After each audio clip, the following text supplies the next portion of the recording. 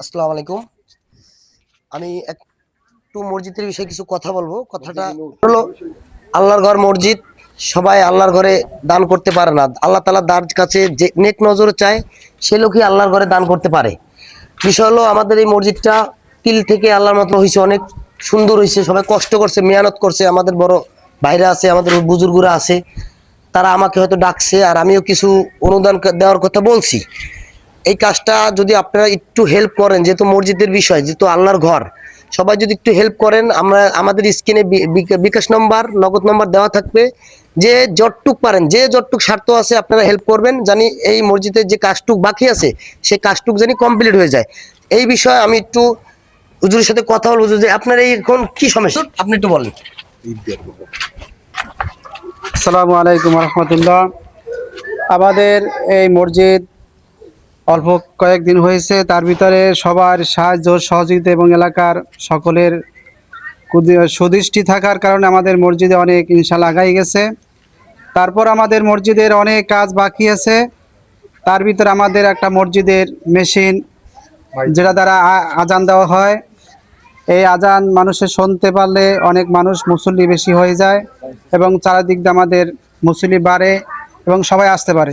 আমাদের সমস্যা হচ্ছে, এই মসজিদের মাইকের মেশিনটা যদি আমাদের হয় তাহলে আমাদের সবচেয়ে ভালো হয় এবং সকলের আগ্রহ এইটাই যে আমাদের মসজিদের মাইকটা যেন, মেশিনটা যেন আমরা অতি দ্রুত গতিতে পাই, এইটাই আমরা আশা রাখি।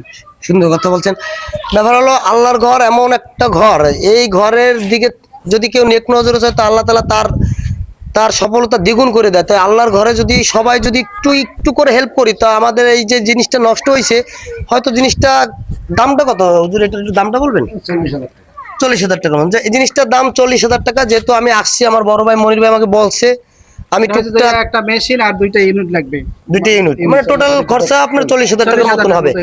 যাক, যেহেতু এটা আল্লাহরই ঘর, এর দায়িত্ব সম্পূর্ণ আল্লাহর, তা ইনশাআল্লাহ এমনও ব্যক্তি আছে যে 40 লাখও দিতে পারে, পারে না? তাই এটা নিয়ে কোনো টেনশনের কিছু না। যেহেতু আমি আসছি, আমি আল্লাহর ঘরে আমার তরফ থেকে আমি মনিবের কাছে আমি নিজে 2,000 টাকা দেবো ইনশাল্লাহ। এটা আমার প্রতিদান। এবার বাদ বাকি এটা যে নাম্বারটা দেওয়া থাকবে স্ক্রিনে, এই স্ক্রিনে যার মন চাবে আপনাদের নাম্বার থাকবে, আপনাদের ফোন দিয়ে কন্ট্যাক্ট করে টাকাটা দিয়ে দেবে। কারণ এই নাম্বারটা আমি নেবো না, কারণ এই নাম্বারটা আমি নিলে হয়তো অনেক সময় ব্যস্ত থাকি, ফোন ধরতে পারি না। আপনাদের নাম্বার দিয়ে দেবো, আপনার এরকম একটা নাম্বার স্ক্রিনে দিয়ে কিছুই নাই, কিন্তু এইখানে যখন আমরা সর্বপ্রথম আসি, এটা একটা জাস্ট একটা বিল, সেই বিলটাকে আল্লাহ এক ধরনের হেদায়েত করার কারণে আজকে আমরা একটা মসজিদ এবং ইসলামী ধর্মতে সবাই নই গেছি। কিন্তু এখন আমাদের প্রবলেম যে আমাদের মাইকের মিশিংটা নাই, আজানটা পৌঁছায় না। এই জন্য দুইটা ইউনিট হইলে আমাদের এটা একটু ভালো হয়, সেটা আমি সকলকে, অনেকগুলো কাজ কাম বাকি আছে, আর যেগুলো কাজ কাম বাকি আছে পরবর্তীতে আমরা জানাই দেবো।